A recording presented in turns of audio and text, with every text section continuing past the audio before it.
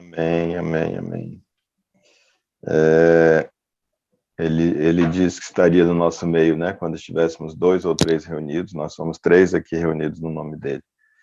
Eu estava lembrando desse texto aqui, e aí estava lendo agora a passagem de Atos, capítulo 16, quando Paulo e Silas são presos, versículo 22, diz que a multidão juntou-se contra Paulo e Silas, eles estavam pregando, né, o evangelho. E os magistrados ordenaram que se lhes tirassem as roupas e fossem açoitados. Eles foram injustamente açoitados, né? Eles estavam apenas pregando o evangelho. Né? Depois de serem severamente açoitados, foram lançados na prisão. Eu tenho os meus problemas, a Inesita tem os delas, a Cirleide tem os delas. Cada um de nós temos os nossos problemas. E a gente, em alguma medida, a gente se sente muito injustiçado pelas pessoas, pelo chefe, pelo empregado, pelo sócio, pelo pastor, pelo discípulo, pelo vizinho, em alguma medida pelo filho, pelos pais, a gente se sente injustiçado, né? E às vezes a gente chega, dependendo do nível que a gente vai, às vezes uma injustiça após a outra, parece que a gente vai sempre, de repente começa a ter a sensação de caramba, ninguém me entende, tudo que eu faço, as pessoas se voltam contra mim, eu procuro fazer tudo tão certinho, mas as coisas não dão certo, se viram contra mim. Ah, e eu gosto quando eu vejo na Bíblia exemplos como esse aqui, e o de Jesus nem se fala, que é a injustiça no nível máximo, né? Porque Jesus era o justo, é o justo, e ele absolutamente não existe sombra de falha, de defeito nele, e ele foi também açoitado, foi preso, e foi morto da pior maneira que se tinha de matar um bandido na época, um ladrão, um assaltante, um criminoso, era a cruz, né? E ele foi morto da maneira mais dolorosa e mais humilhante que a legislação romana permitia que acontecesse na época. E só que tem algumas particularidades quando a gente compara, às vezes, com as injustiças que a gente sofre, né? A injustiça que eu sofro, além de ser injustiças muito menores do que essas de Jesus, a de Paulo e Silas aqui, eu sou muito menos justo do que Paulo e Silas e do que Jesus nem se fala. É como que, em alguma medida, eu até merecesse a injustiça que eu estou recebendo, porque eu também andei sendo injusto com pessoas. Eu não sou perfeito nas minhas relações. Se não for com essa pessoa que supostamente, sob a minha ótica, está cometendo uma injustiça comigo, está me açoitando, está me prendendo, está tirando a minha alegria de viver, se não for para ela que eu cometi algum mal em algum momento e estou recebendo isso agora, mas é claro que ao longo da minha vida eu posso até nem ter registro disso, não ter consciência, mas é claro que ao longo da minha vida eu fiz mal para as pessoas. Claro que ao longo da minha vida eu fui injusto com as pessoas. E é natural que eu não perceba ou não perceba a intensidade do mal que eu fiz para as pessoas. Do mesmo jeito que essa pessoa que está me fazendo mal não percebe. Mas aqui, então, um outro nível, eles, além de muito mais justos do que eu, muito mais dedicados a Deus do que eu, muito mais consagrados e separados a Deus do que eu, estavam, inclusive, pregando o Evangelho, quando justamente são presos. E os magistrados mandam açoitar, tirar a roupa, não tem nem a roupa para proteger, tira a roupa que é para poder o açoite pegar direto na pele, realmente. Depois de serem severamente açoitados, foram lançados na prisão. O carcereiro recebeu instrução para vigiá-los com cuidado. Tendo recebido tais ordens, ele os lançou no cárcere interior e lhes prendeu os pés aos troncos. Eles foram presos como a pior espécie de prisioneiro. Você vê, aquele prisioneiro que ele não vai só preso, ele foi açoitado, mas não foram só açoitados, eles foram presos. E não foram só presos, eles foram presos e recomendados na prisão. Já dá para o carcereiro uma ideia de que, olha, esse preso aqui é especial, hein? Esse aqui não deixa fugir, não.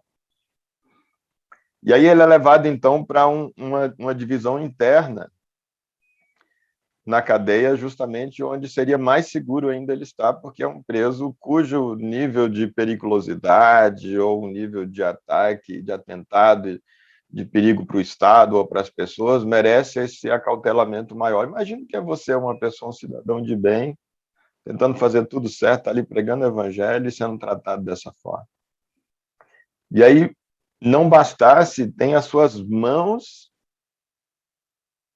aliás, os seus pés, né, amarrados, presos em troncos. Às vezes, então, você está numa cela interior, com recomendações, e ainda tem os seus pés amarrados, presos no tronco. Eles tinham realmente tudo para, no mínimo, para ficar assim, bem,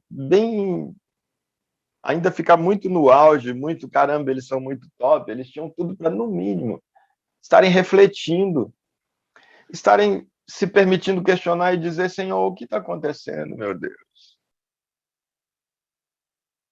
Não é justo, meu Deus, a gente está fazendo tudo certo. Eles tinham tudo para estar orando e dizendo, Senhor, pesa a mão, Senhor, olha esse carcereiro que me bateu, olha esqueci o nome dessa pessoa que faz os açoites, né? Deus, olha para ele, pesa a sua mão, Jesus. Olha esse magistrado injusto que mandou a gente para cá sem direito de defesa, sem querer saber nossa versão, Jesus. O Senhor é o justo juiz, o Senhor é a minha testemunha, o Senhor viu tudo, o Senhor é o meu advogado. Deus, faz justiça, pesa a tua mão sobre essas pessoas que se levantam contra o teu ungido, contra o teu filho, contra o teu servo. Seria uma oração que a gente aplaudiria de pé, porque ao invés de estar reclamando, estariam orando, estariam guerreando contra as pessoas que estavam ali, contra Jesus, contra Deus, contra o Evangelho, pedindo a Deus que interviesse contra essas pessoas em nome do Evangelho. A gente aplaudiria de pé, possivelmente.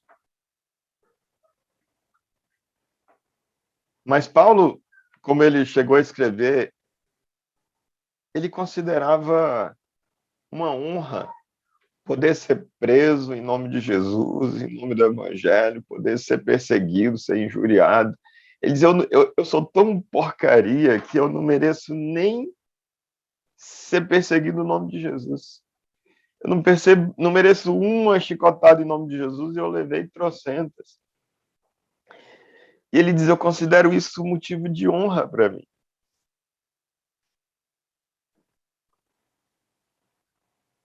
E tanto não é de boca para fora que ele falava num momento apenas de sobriedade, de tranquilidade, num momento em que o papel aceita tudo e que ia ficar bonito na carta que ele ia mandar para uma determinada igreja.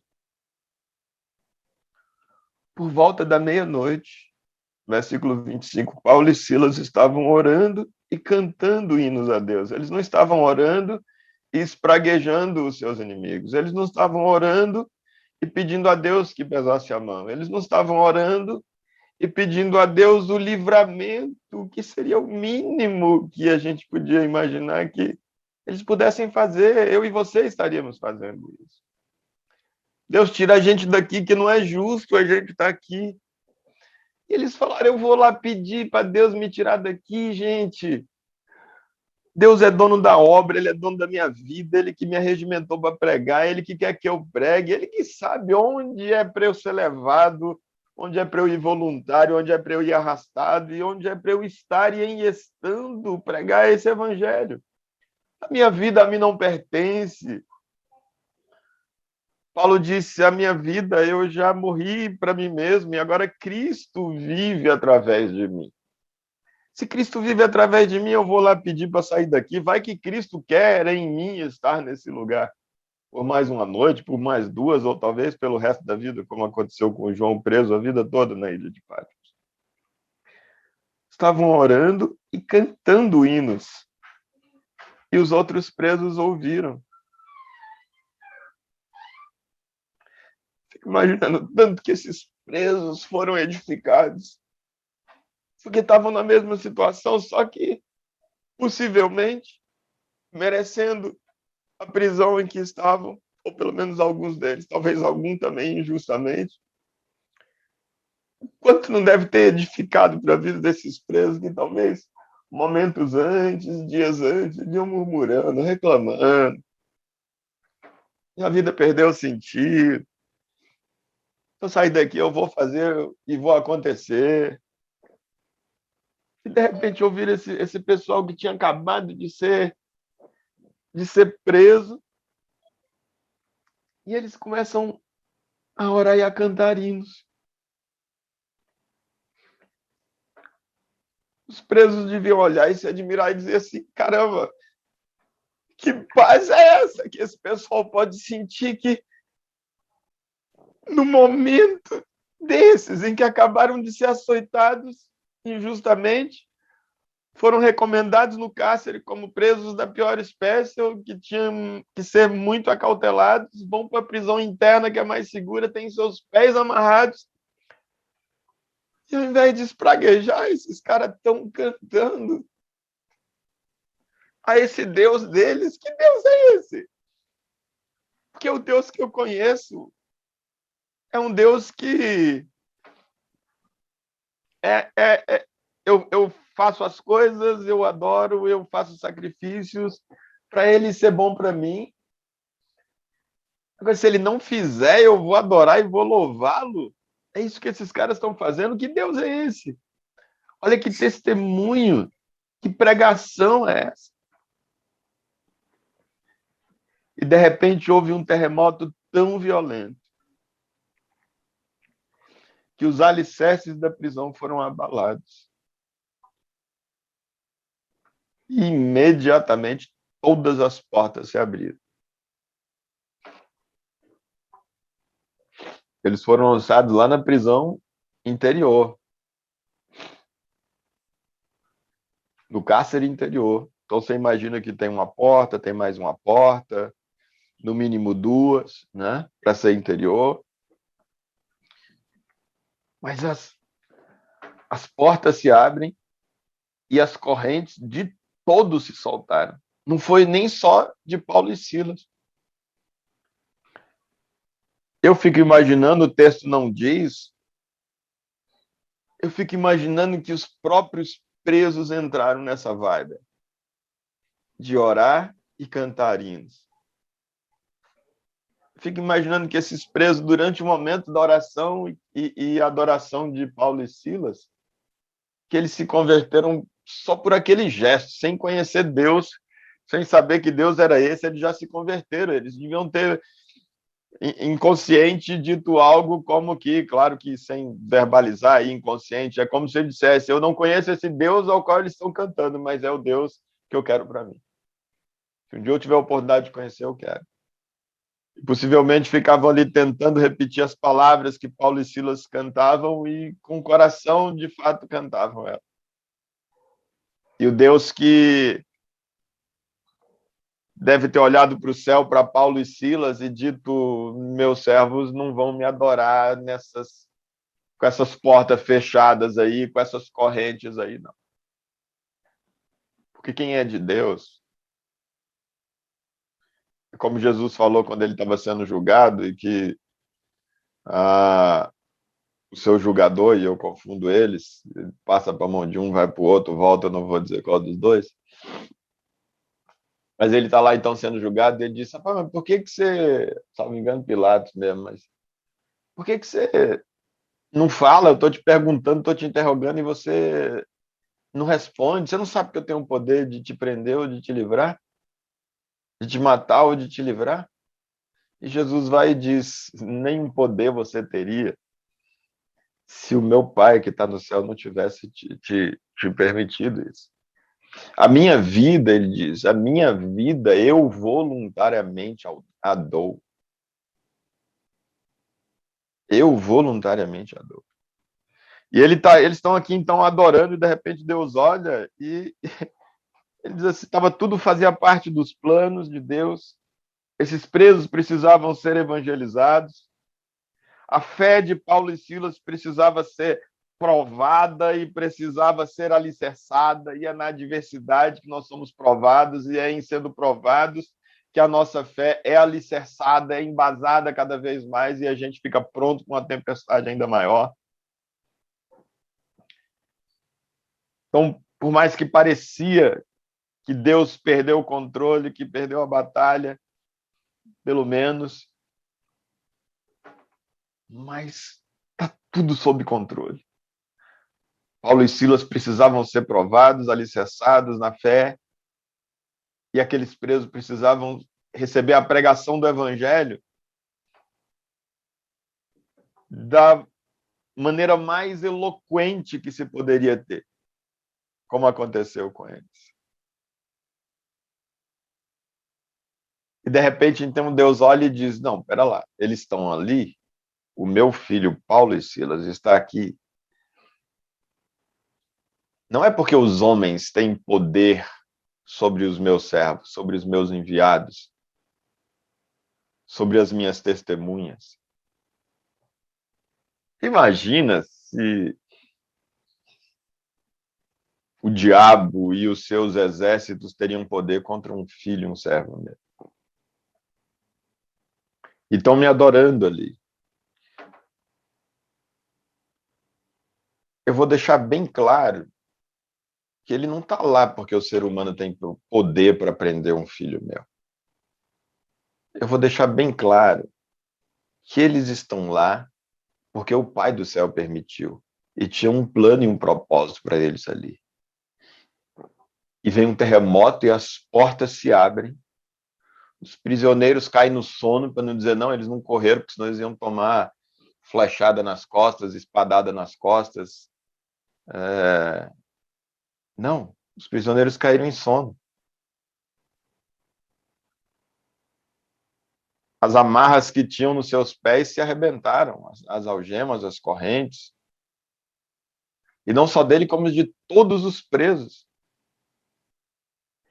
E olha o que é quando uma pessoa se rende a essa sujeição e adoração a Deus.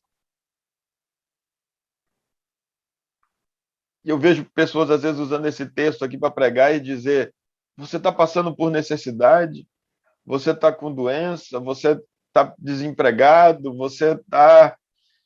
tem uma necessidade, adore a Deus. E usa esse texto e diz: porque se você adorar a Deus, Deus vai levantar e vai fazer alguma coisa. Viola a essência do texto. Viola a essência do texto.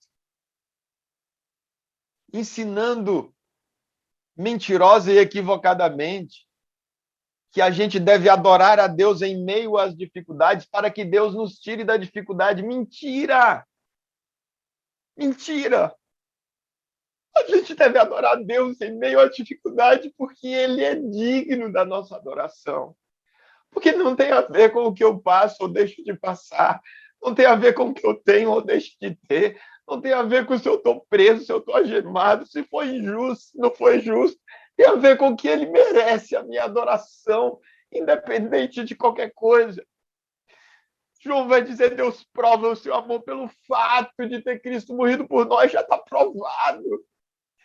Independente do que aconteça comigo e com você, Ele é digno da nossa adoração. A minha perna seja curada ou não, Ele é digno da minha adoração. Meu casamento seja restabelecido ou não, Ele é digno da minha adoração. Meu filho ressuscite ou não, Ele é digno da minha adoração. Eu tenha filhos ou não tenha, meu emprego saia, eu fico desempregado, a doença me acometa ou não, não me interessa. Ele é digno da minha adoração e é única e exclusivamente por isso que à meia-noite eu vou levantar as minhas mãos e vou adorar a Deus.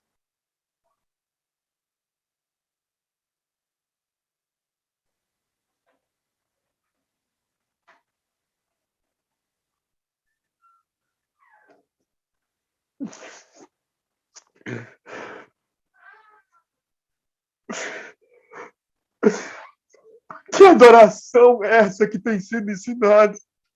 Se você adorar em meio à adversidade, Deus vai te tirar dela. Isso não é adoração. É pequeno.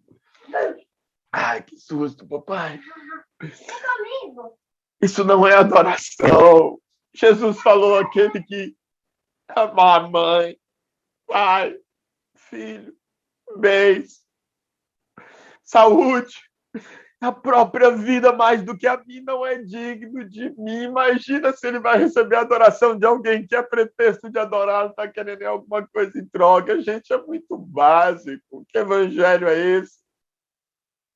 Que deturpação absurda do evangelho de Cristo é esse que se está sendo feito?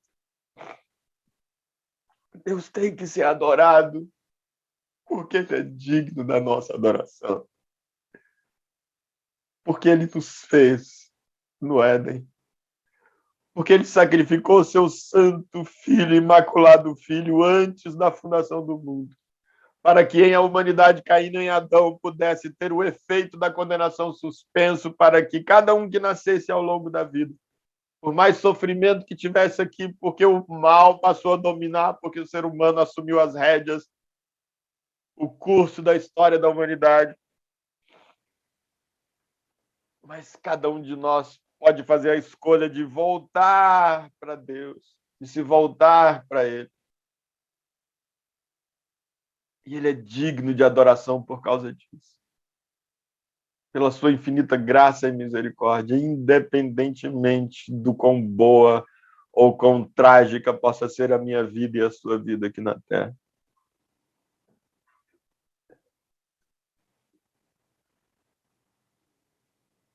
E olha que coisa linda que os prisioneiros que tinham acabado de se converter num julgamento que eu faço,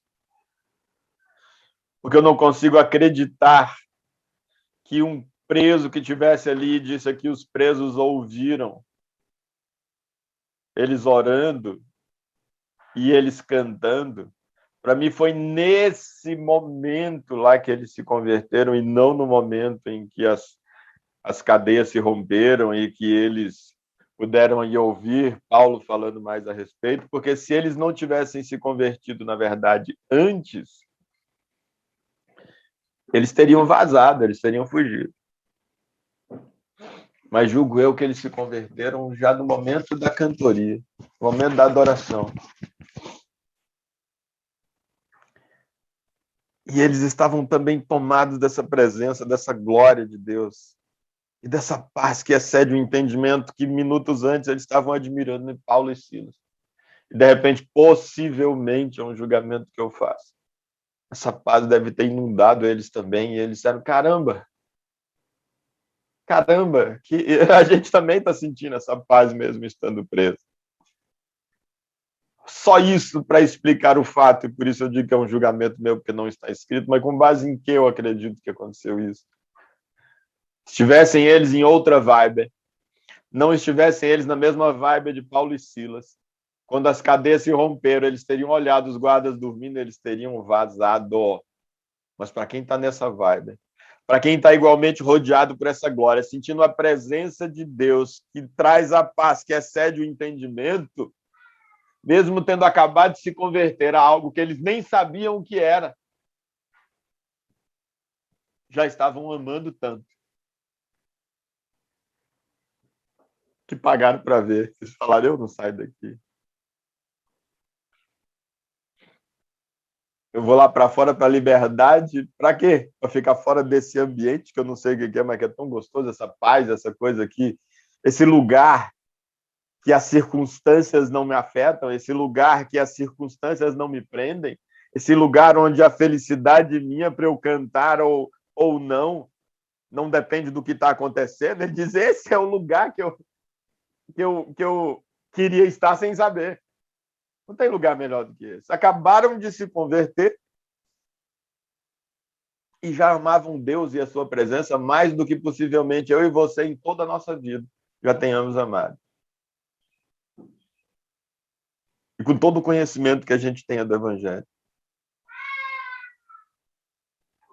E mal receberam essa presença de Deus e já eram capazes de, como Moisés, depois de experimentar glória atrás de glória de Jesus, que com ele, de Deus, que falava com ele face a face no deserto, e fizeram a mesma oração de Moisés. Quando as cadeias se romperam ali, eles podiam ir embora. Fizeram como Moisés, como uma oração que diz: Senhor, se o Senhor não for conosco, não nos faça sair daqui. É como se eles tivessem a sensação de que, cara, se eu sair daqui, eu vou perder essa presença gostosa, esse negócio que eu não sei o que é, mas que tá bom demais. Se eu sair daqui, por mais que as circunstâncias vão estar melhor, porque eu não vou estar preso, mas de que me adianta as circunstâncias estarem melhores se essa presença não for comigo? Ele diz: eu vou pagar para ver, eu vou ficar aqui. Quantos de nós, com 10, 20, 30, 40 anos de evangelho, de conhecimento de Bíblia, teriam numa situação dessa ficado? Pela só presença de Deus.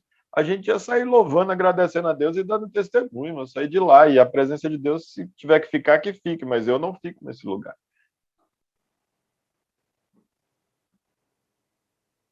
Que absurdo, é, mas não absurdo não, porque esse é o evangelho que se tem pregado, o pseudo-evangelho, a doutrina insana que se tem pregado. Adora que melhora, ora que melhora.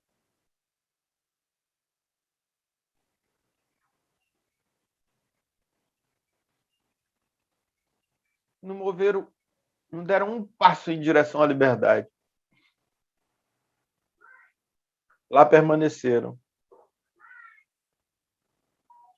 E quando os carcereiros então acordaram, versículo 27, o carcereiro acordou e, vendo abertas as portas da prisão, desembaiou a espada para se matar, porque pensava que os presos tivessem fugido. Eles receberam recomendação especial. Ora, o cara para se matar, para isso significa então que a recomendação que havia era num nível que o que ia acontecer com esse carcereiro era pior do que ele mesmo se matar. Tamanho era o nível da seriedade de um preso aos seus cuidados, e houve uma recomendação, como diz ali, o magistrado recomendou aos presos. Mas Paulo gritou: não faça isso, nós estamos todos aqui. A gente trabalha com outros critérios, os nossos valores são outros. Você não consegue imaginar alguém tendo a oportunidade de sair desse lugar aqui, mas existem pessoas que trabalham com outro nível de percepção, com outro olhar, que tem outros valores, que ficam aqui tranquilamente, mesmo tendo a oportunidade de sair. Enquanto Deus não falar assim, sai, eles não saem. Como teve vez que foi caso de abrir as portas, aliás, mesmo quando aconteceu também, o anjo teve que sair arrastando, né? Porque mesmo assim não tinha essa coisa de eu tenho que fugir, eu tenho que sair daqui. O carcereiro pediu luz, entrou correndo e trêmulo, apavorado. Olha o outro testemunho aqui.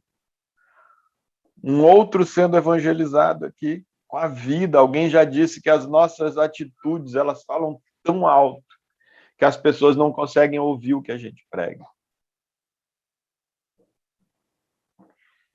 Isso não significa, por óbvio, que a gente não deva verbalizar o evangelho. Mas significa que, se eu não tiver a oportunidade de verbalizar, a minha vida está o tempo todo pregando ou despregando. E que, se a minha vida estiver despregando, eu posso falar o quanto for, que não vai adiantar.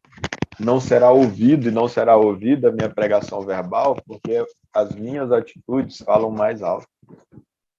Essa frase que alguém disse: as suas atitudes falam tão alto que as pessoas não conseguem ouvir aquilo que você prega. Foi o que aconteceu na primeira pregação que Paulo e Silas fizeram para os presos ali que estavam com eles. Foi o que aconteceu agora com essa atitude de ir podendo sair, não saíram.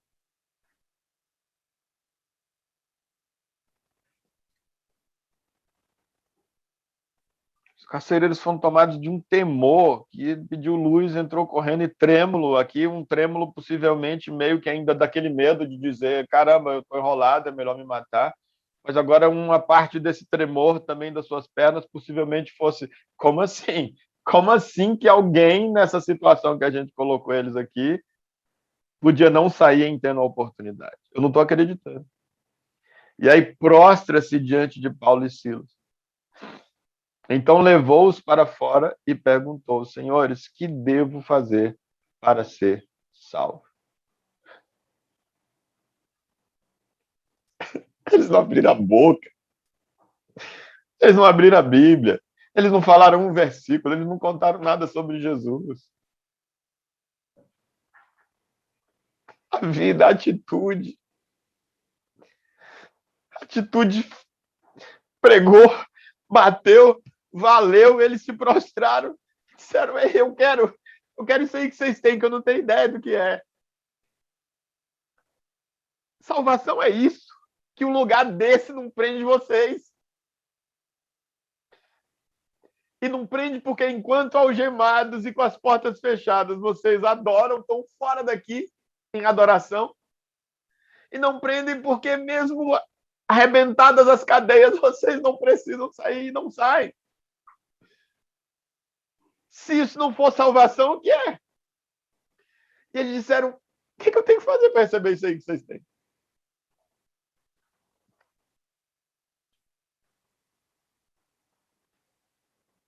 Tem um detalhe aqui que me ocorre.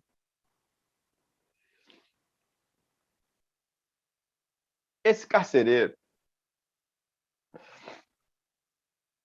Não, na verdade, estou equivocado, porque eles não saíram, né? Vocês não sabem o que é, não interessa o que eu ia dizer, mas. Então, senhores, de joelho, eles implorando: o que eu devo fazer para ser salvo? A salvação física deles, a vida deles, já foi salva. Esse carcereiro, ele já morreu e ressuscitou. Sabe quando você tem uma situação que seu chão sai de debaixo dos seus pés? Só que o do carcereiro saiu num nível, quando eles olharam as cadeias abertas, que ele, no nível de a severidade que seria a punição para eles, se abriu num nível que possivelmente nenhum de nós nunca chegamos perto desse nível de abrir do chão debaixo dos pés deles. E de repente, quando ele ouve a voz de Paulo dizendo que ele vai se matar, e ouve a voz: ei, ei, não faz nada que a gente está aqui, é como se o chão voltasse.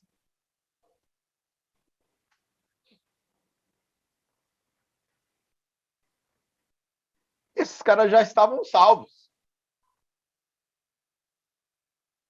Ih, tô enrolado. Melhor me matar de tanto que eu tô enrolado. Não! A gente tá aqui, opa, tô salvo. Eles já estavam salvos. E de repente ainda pedem informação de Paulo e Silas sobre o que fazer para ser salvo.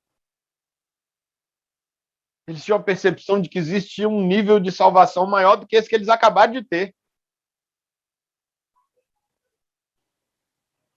Eles praticamente morreram e ressuscitaram. A vida deles acabou ali, ele sabia disso, tanto que ele ia meter a espada no próprio peito. Ele ia acabar com a própria vida, que minha vida acabou, é melhor eu acabar de arrebentar com ela aqui, que vai ser pior se eu não acabar aqui. Então a vida dele acabou ali e desacabou. Voltou. Ele foi salvo. Mas a partir do que ele acabou de contemplar, essa pregação que a vida de Paulo e Silas, a atitude de Paulo e Silas acabou de ministrar na vida deles, fez eles dizerem assim: eu acabei de ser salvo, mas essa salvação que eu acabei de receber não é nada diante da salvação que eu sei que vocês têm. Né? Vocês têm algum nível de salvação aí que, meu amigo, eu preciso disso. Não sei o que é, não sei como receber, mas eu preciso disso. Atitude.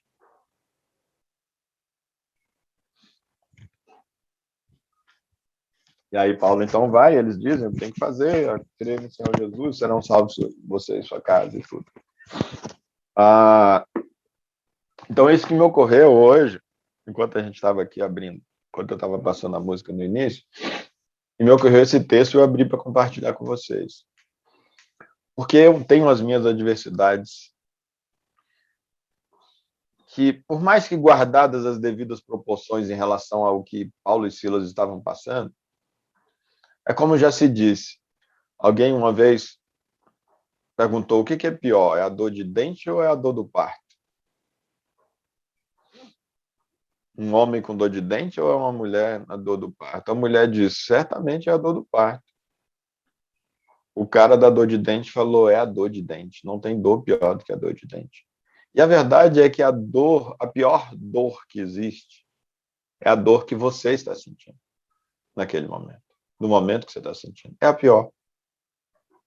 Você não vai conseguir convencer a um homem com dor de dente que a dor de parto é pior do que a dor de dente que ele está sentindo. Talvez depois que ele não estiver sentindo mais, claro, ele vai concordar. Mas na hora que ele estiver sentindo a dor de dente, ele não vai conseguir entender que a dor de parto possa ser pior do que aquela dor insuportável que ele está sentindo. A ideia é essa de quando a gente está envolvido na situação, eu é quem estou sentindo a dor, essa dor é a pior. E por isso que por mais que aquilo que Paulo e Silas estavam passando seja infinitamente maior do que eu possa estar passando, ou do que você possa estar passando, a injustiça deles seja infinitamente maior do que a que você e eu possamos estar sentindo. Mas para a gente que está dentro, a nossa é injustiça suficiente, é dor suficiente para colocar a gente num lugar muito ruim. E a gente fica tentado, à luz de um pseudo-evangelho pregado para a gente, de que se orar melhora, de que se adorar melhora, de quando a gente adora no meio da tribulação, sensibiliza e move o coração do Deus, ele fica com dozinha e vai lá e tira a gente, porque a gente adorou no meio da tribulação, a gente vai e começa a adorar no meio da tribulação e de repente não sai. E graças a Deus por não sair, porque pelo menos dá um nó na cabeça da gente, para a gente tentar dizer assim, então isso aqui não é evangelho, porque não rolou comigo. E aí a gente vai ter que sair para dizer, tentar reler e entender o que é evangelho, porque já que não aconteceu, como Deus fala nos profetas lá no Velho Testamento, chamando a atenção sobre falsos profetas, e ele diz, vocês falam o que eu não disse, não mandei falar. E aí ele vai e diz, como saber se o que alguém está dizendo que eu disse, de fato eu disse? Deus fala, se cumprir, esse é o sinal. Se cumprir, fui eu, se não se cumprir, não fui eu. Ele não ajudou muito, né? A gente diz assim, a fé é baseada, a fé é desse jeito. Então, graças a Deus que não se cumpriu, porque eu não fiquei preso naquela mentira sobre o evangelho que me foi contado. No dia que se abriu essa passagem, disse que a aplicação dela para mim era de que se eu adorasse, Deus ia abrir as portas, as cadeias e tudo ia dar certo. Se eu adorasse em meio à tribulação, em meio à dificuldade. Mentira. Se eu fizer isso com essa motivação, eu não estou adorando a Deus, meu Deus do céu. Eu estou adorando aquela coisa que eu estou querendo. Eu quero tanto o meu casamento que está para acabar que eu vou adorar a Deus para ele não deixar o meu casamento adorado. Não, eu estou adorando acabar, eu estou adorando o meu casamento. Tanto que eu sou capaz de adorar a Deus, de cantar para Deus, para que ele mova e salve o meu casamento, porque eu adoro Deus. Eu adoro o meu casamento.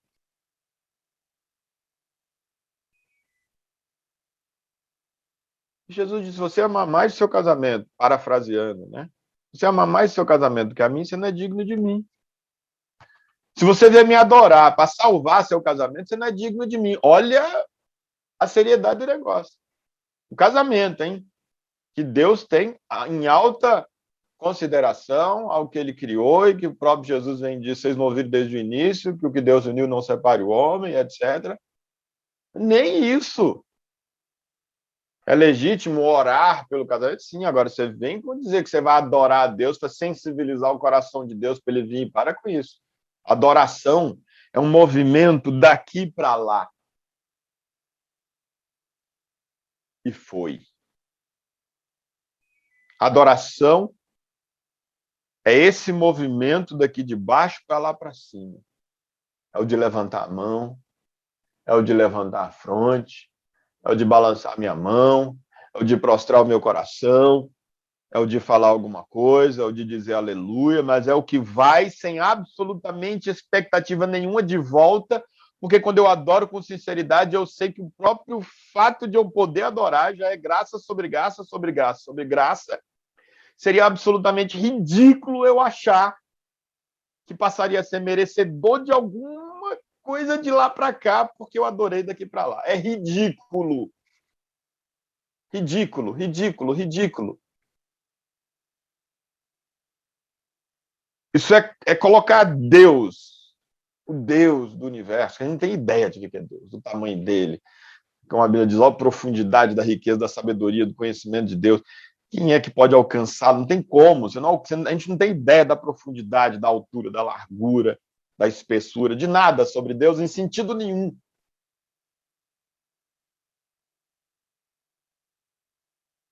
E a gente rebaixa ele nesse nível que já diz que ele provou o amor da gente suficiente, e a gente ainda acha que a gente vai chegar aqui e vai fazer um joguinho, que a gente tem um negócio que a gente faz aqui, igual nas nossas relações aqui, que a gente fala um eu te amo, dá um sorrisinho, a gente quebra o outro vem e faz uma coisa a favor da gente. A gente acha que vai fazer isso em relação a Deus, e que Deus está lá e ele é esse que está esperando ser bajulado,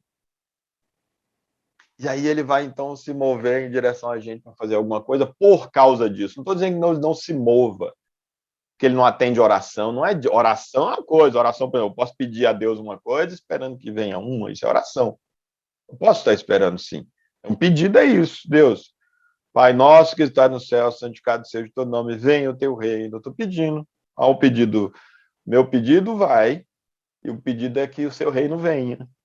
Então, na oração faz parte, por exemplo, isso, né? O pão nosso de cada dia nos dai hoje. É uma oração que eu estou pedindo para alguma coisa vir. Você tem esse adoração? Não, a adoração vai e foi.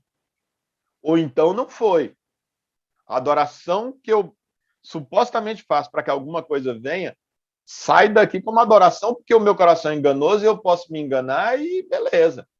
Agora, para Deus não chega como adoração, não. Não chegou e nunca vai chegar. Adoração é isso que a gente acabou de ler aqui. Adoração é esse movimento do nosso coração, da nossa mente, do nosso corpo, seja do que for, que é um reconhecimento em relação ao sobrenatural, em relação a Deus, de que é digno de tudo, é merecedor de tudo, independente de qualquer coisa. Dizer, Deus, eu estou aqui só para levantar a mão para o Senhor e mais nada. Só quero ver quanto tempo que eu consigo ficar com a minha mão levantada aqui para o Senhor, porque o Senhor é digno do levantar das minhas mãos. Porque o Senhor é digno disso, eu vou ficar aqui com a minha mão levantada enquanto o meu músculo der conta, e essa é a minha adoração. Quando ele não der conta mais, eu baixo, vou fazer uma massagem, acabou, a adoração acabou. Minha adoração hoje vai ser essa para o Senhor. Não vou nem abrir minha boca. Ô Deus, eu estou aqui hoje e eu quero adorar o Senhor com meu silêncio. Quer ver quanto tempo que eu consigo ficar aqui calado, só contemplando o Senhor, pensando no Senhor. Dirigindo os meus pensamentos daqui para aí, num sentido não de cobrança, não de expectativa, não de exigência, não de questionamento, mas de sujeição, de admiração, de contemplação, de reconhecimento da minha pequenez. Eu quero ficar aqui calado só nisso. Essa vai ser minha adoração hoje. Adoração é sempre um movimento em direção a Deus que não sem absolutamente nenhuma expectativa de nada de volta, de nada em troca. Embora possa até acontecer. Mas se a sua motivação foi disso, pode ter certeza, não vai rolar. Não vai rolar. Nem a minha, nem a sua. Não vai rolar. Deus não é pequeno assim.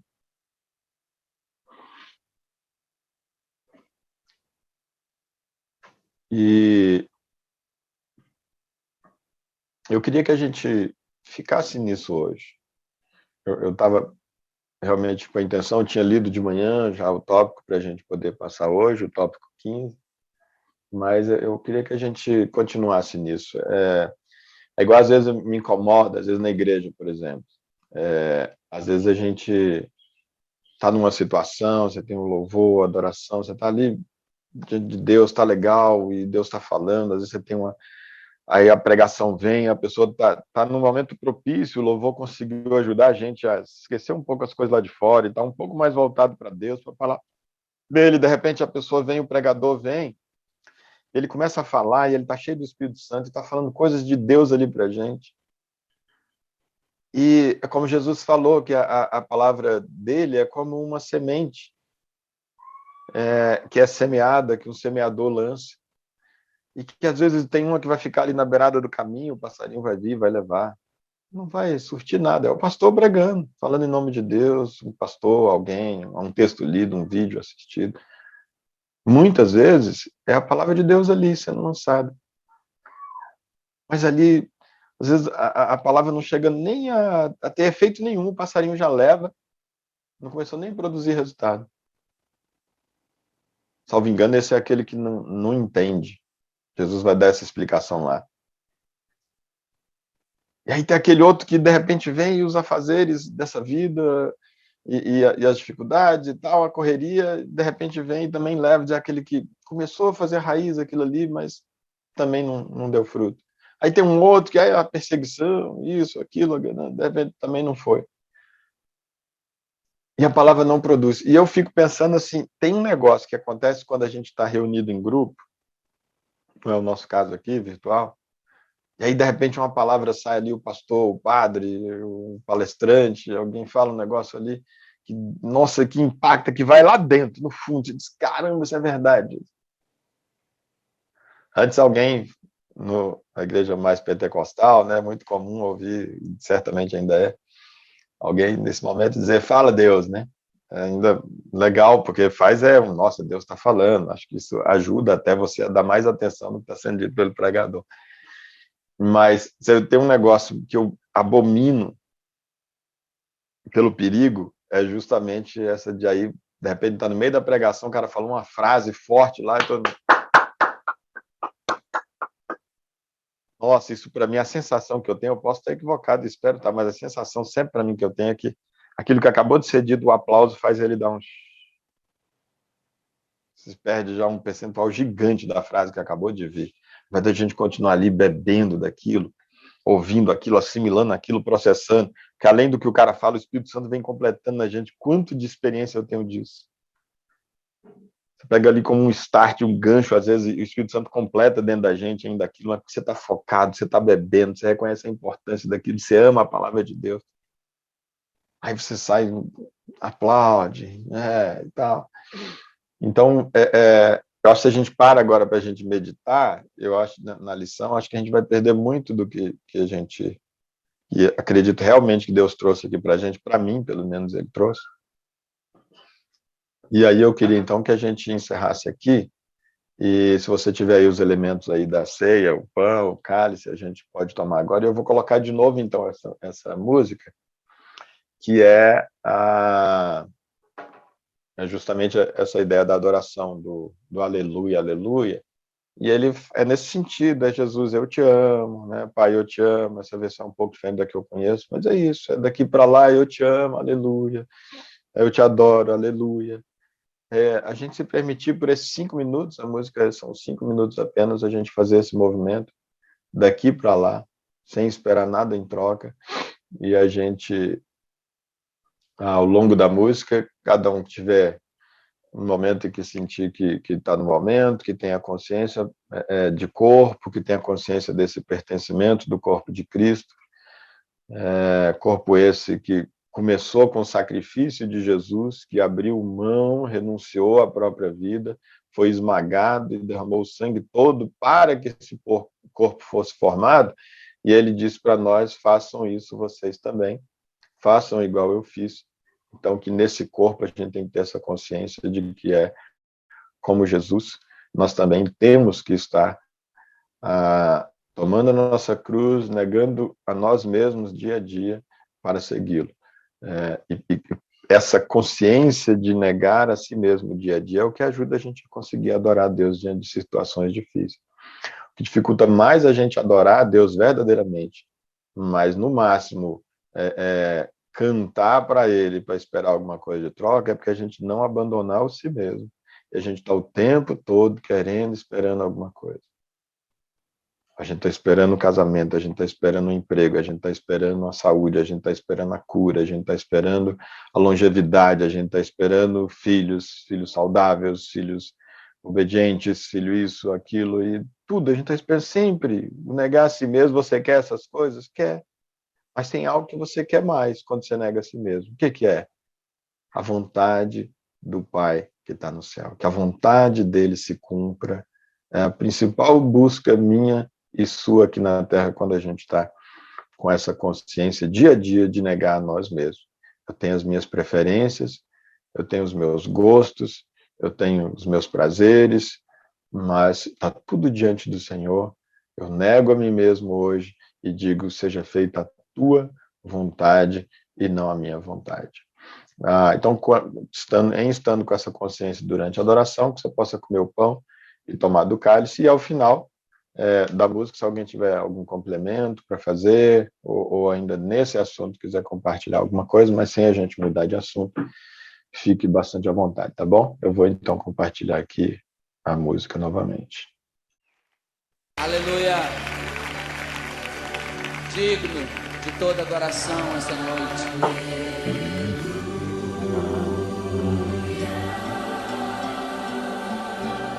Levante suas mãos e cante com o seu coração nesta noite. Um dia todos os povos, tribos e línguas cantarão esta canção.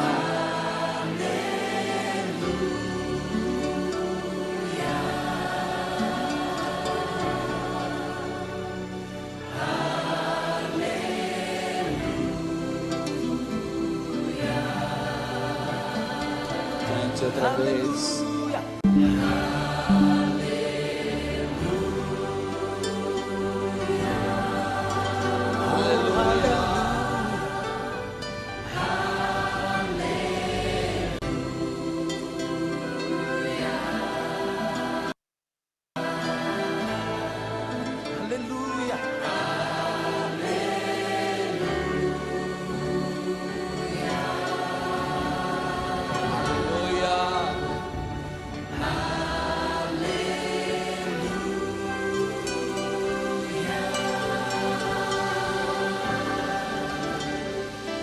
Santo Senhor.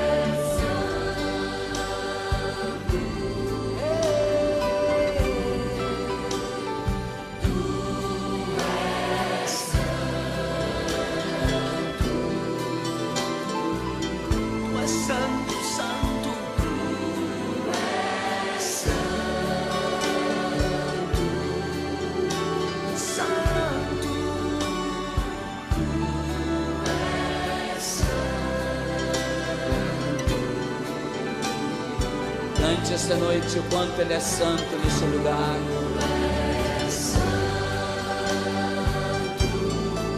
Santo, santo.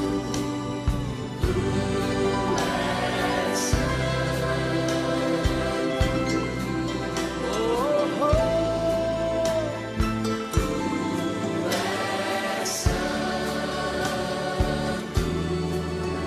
Tu és santo.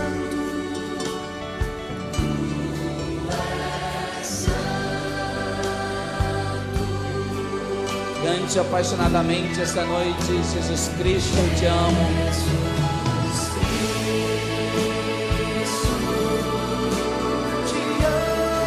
Eu te amo.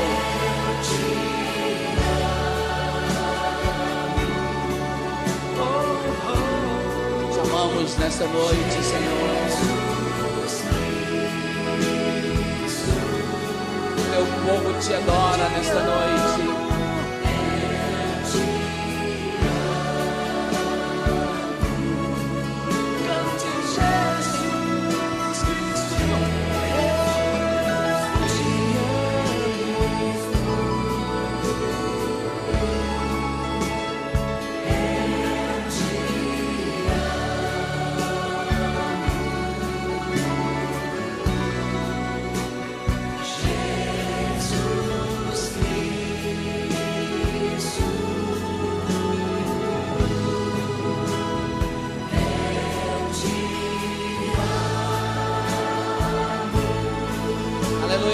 Cante, Santo Espírito, eu te adoro.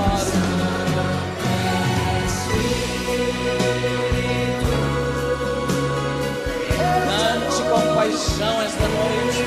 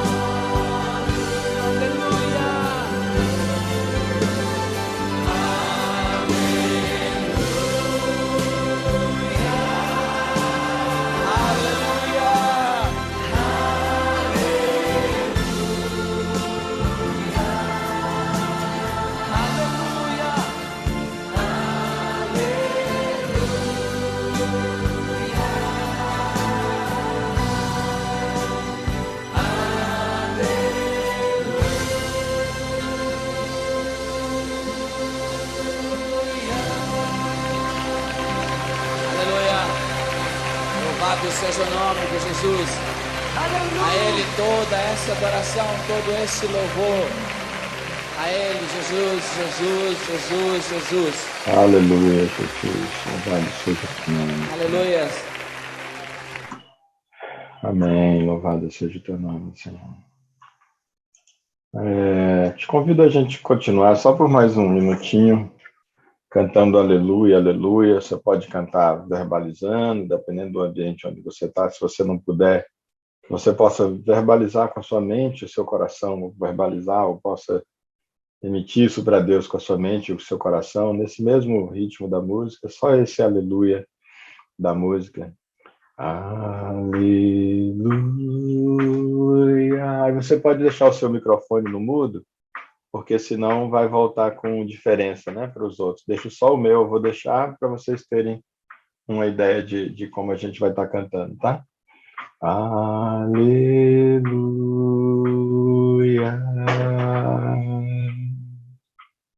Aleluia.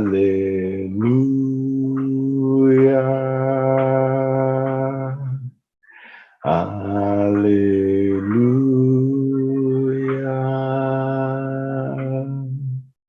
Aleluia.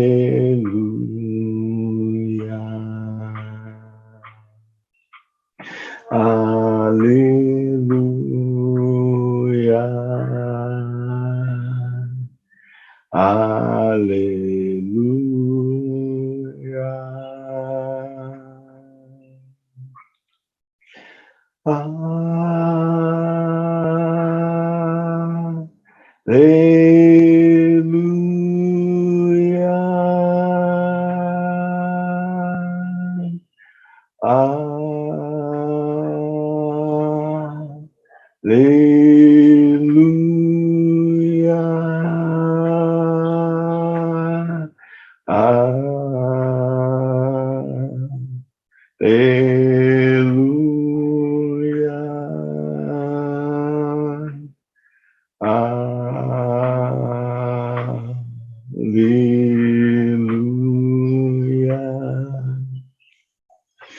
A palavra aleluia, ela dá a ideia de louvado seja Deus, de engrandecido seja Deus, dá a ideia de que Ele é merecedor, né, de louvor, de adoração, que Ele é merecedor das nossas forças, dos nossos recursos, dá essa ideia de tudo a Ele, de toda honra, de toda glória, de todo louvor a Ele.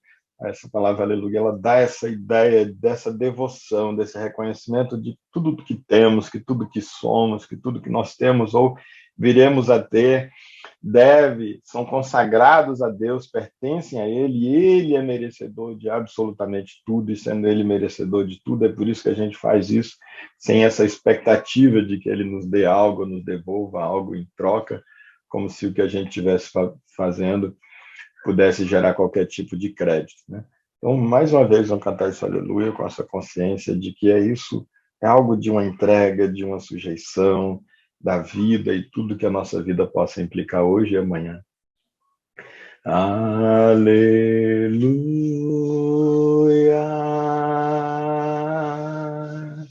aleluia,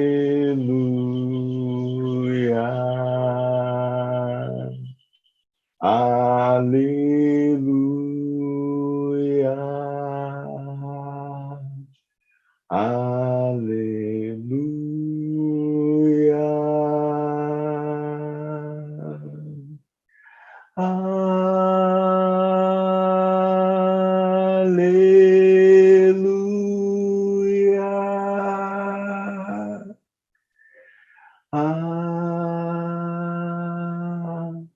Aleluia.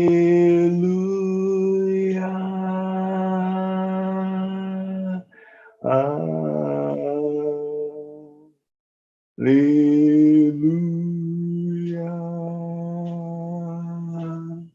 Aleluia.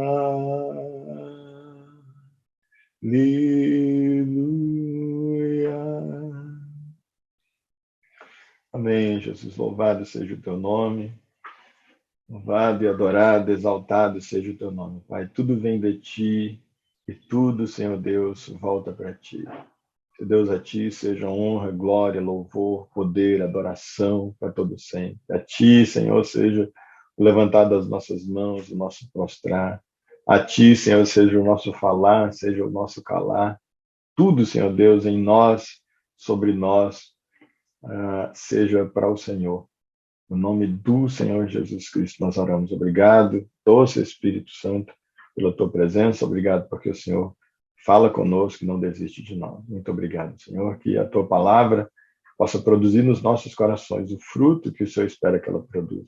Não permita que os nossos inimigos, sejam eles os espirituais, sejam os inimigos dessa vida, que eles, Pai querido, possam roubar e impedir que essa sementinha plantada pelo teu Espírito possa produzir os frutos que o Senhor espera para o nosso bem, produzir em nós, no nome de Jesus. Amém. Alguém tem alguma coisa, um complemento, um contraponto? E aí, Fábio, chegou depois, a gente não se falou. Bom dia. Bom dia, meu irmão. Tudo bom? Tudo na paz? Bem, graças a Deus, muito bem. Alegria de estar domingo de manhã aí, podendo confraternizar aí esse momento de proximidade aí com Deus. Muito bom a gente poder estar compartilhando com vocês aí esse momento de espiritualidade aí, de busca aí do Espírito Santo de Deus. Amém, benção. Bom demais estar com vocês aí hoje. Valeu, bom para mim também. Amém, então é isso, né? Então vamos... Obrigada, Wendy. Ficar nesse espírito também. Obrigado também, Inesita. Obrigado. Aí na semana que vem a gente dá seguimento, né? Acho que a gente vai quebrar continuar na medida do que cada um puder, né? Que a gente possa ao longo do dia ainda continuar refletindo e deixando o Espírito Santo continuar falando com a gente. Com certeza ele tem muito para falar com a gente. Quem tiver oportunidade ao longo do dia ouvir a adoração e adorando a Deus, né? Com fone, às vezes, possa ir fazendo nesse domingo, que é o primeiro dia da semana. Normalmente a ideia do domingo, aquele dia consagrado ao Senhor, né? Na tradição da igreja cristã, pelo menos era, cada vez menos a gente tem observado isso, né?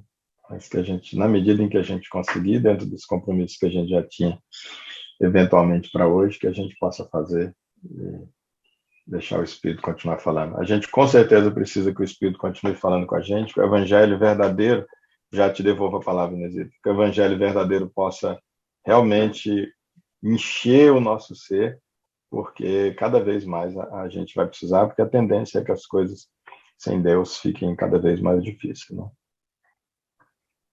Sim, Inesita, você estava falando. Não, graças a Deus, porque o meu sentimento é que fiquei até aliviada, porque o que a gente aprende nesse ritualismo, né, é você fazer algumas coisas para você, e ali você está adorando a Deus. E eu, como eu não estou conseguindo fazer isso, para mim, eu fiquei até aliviada. Uhum. Eu falei assim, então pelo menos eu não estou Uhum. deixando, né, de adorar a Deus, né? Mas é Uhum. muito difícil a gente passar do que a gente aprendeu para esse outro nível. Verdade, é verdade.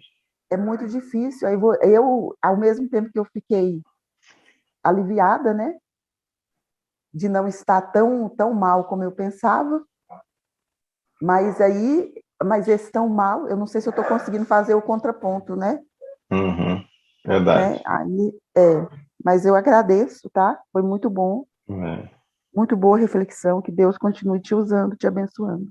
Amém, amém. Obrigado. Amém. Tá? Verdade, igual você falou mesmo.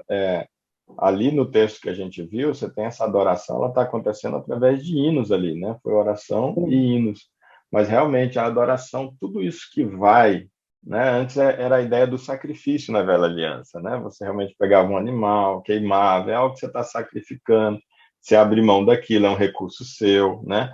É uma propriedade sua. Você vai lá e você mata, você corta, você põe no altar, você toca fogo, é algo que você está renunciando e que vai subir para o céu e pronto, acabou, né? Então, esse símbolo ali desses sacrifícios que eram feitos, é isso que hoje a gente justamente tem essa ideia da adoração. Agora, a adoração, uma materialização que a gente tem para chamar consciência sobre a oração, realmente é esse momento de cantar, né? Esse momento que a gente canta uma música de reconhecimento a Deus e tudo. Agora, é o dia a dia da gente que vai confirmar, inclusive, essa adoração que a gente verbalizou, mesmo que tenha sido nesse sentido unilateral daqui para lá, mas é o dia a dia que realmente vai consagrar isso, vai confirmar isso.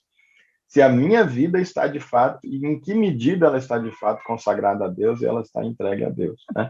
Eu vou falar isso, isso vai ser através das minhas palavras. Eu adoro a Deus no que eu estou dizendo ou deixando de dizer. Às vezes eu quero dizer uma coisa e com a consciência de que a minha vida não é minha, a minha vida é de Deus, eu pertenço ao corpo de Cristo.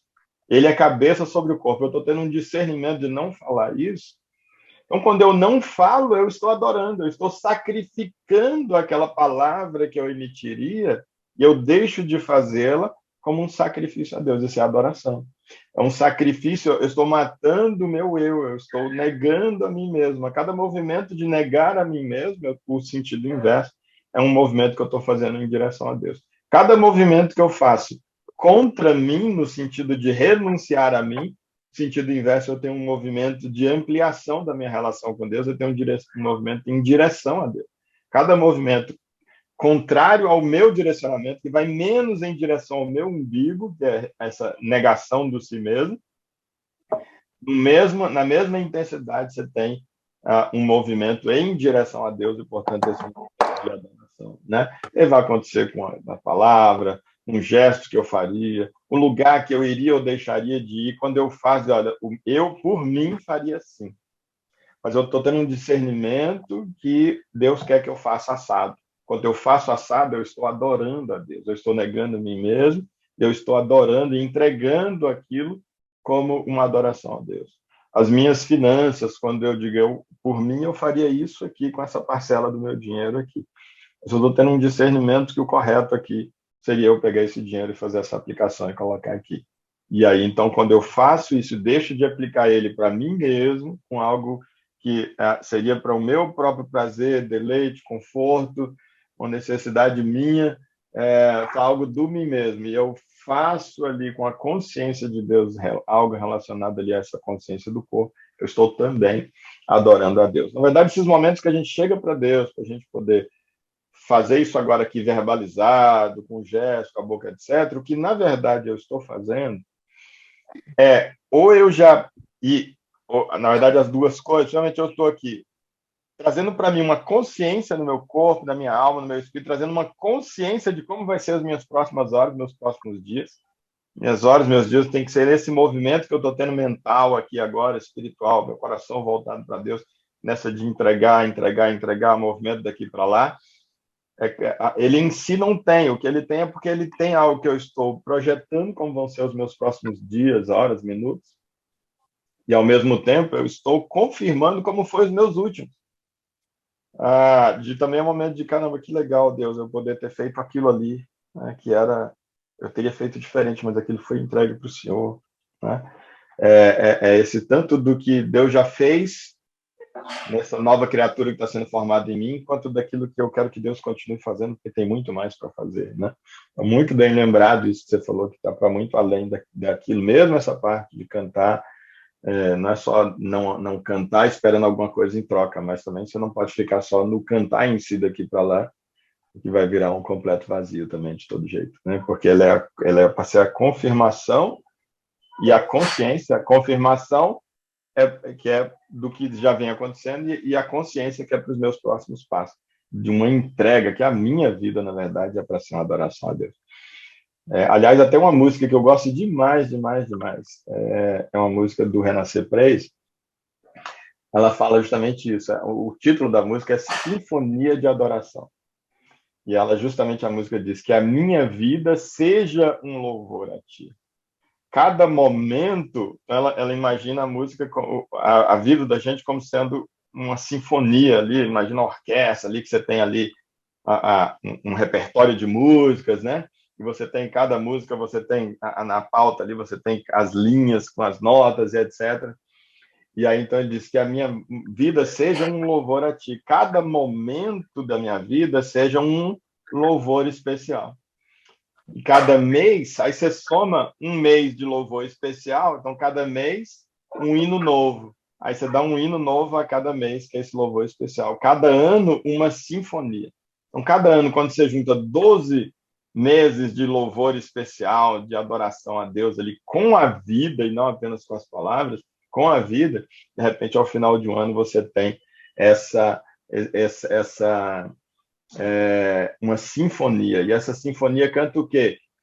A sinfonia está no tom da especial adoração, e ela canta o quê? Ela canta o meu amor, canta o teu amor, Jesus, ou o meu amor por ti, Jesus, uma coisa assim. E aí, como efeito, ela fala: as fortalezas vão cair, as portas do inferno não vão prevalecer e tal. Como a gente tem tempo, por mim, eu até passo ela aqui, acho que tem tudo a ver. Se vocês quiserem, eu posso projetar ela aqui, depois vocês podem ver, meditar nela também num outro momento. Mas querem complementar aí, continuar falando alguma coisa também? Não, pode passar.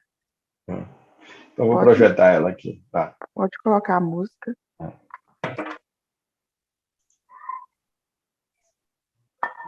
Um segundinho.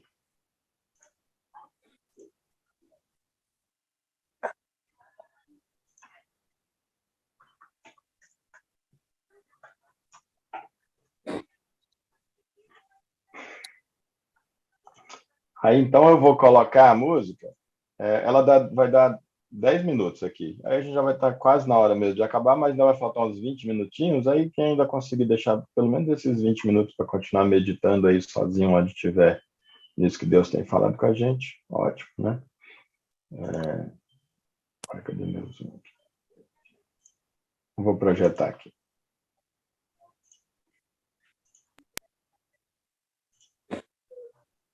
O coração está aberto para ser ensinado.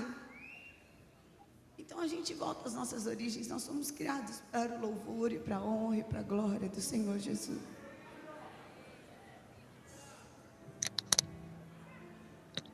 Eu estava conversando com o apóstolo Estevão, indo para Israel. E de repente a gente adormeceu na viagem. E aí eu comecei a ouvir esse som tão lindo. Essa música tão linda que nunca mais deixou de tocar dentro de mim. Eu tinha uma escuridão, eu tinha uma angústia, eu tinha um choro. Eu não tinha vontade de viver. O Senhor literalmente tirou as minhas vestes de luto e trocou por vestes de louvor. tirou a cinza da minha cabeça e me ungiu com óleo de alegria.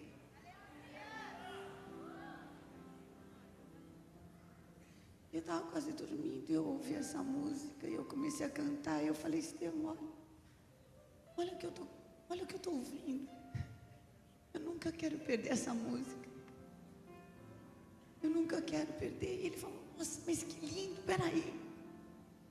Vamos fazer a letra. Eu tinha só um pedacinho e ele completou toda a letra.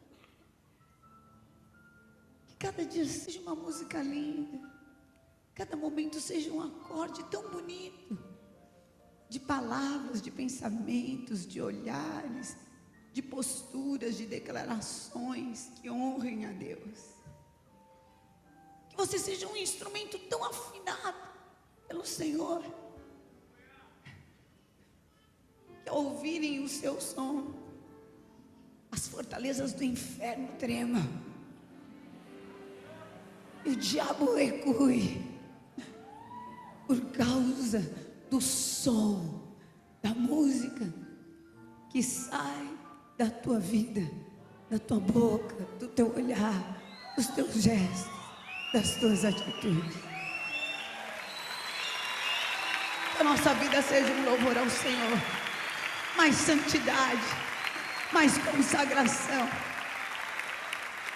mais dele em nós.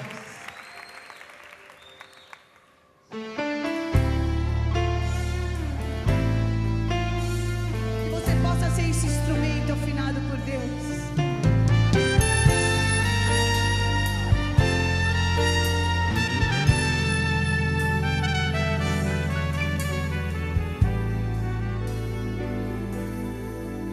Minha vida seja um louvor a ti. Cada momento um acorde especial. Cada mês um hino novo. Cada ano uma sinfonia que cante o teu amor. Jesus, que eu seja um instrumento afinado por ti, no tom da esperança.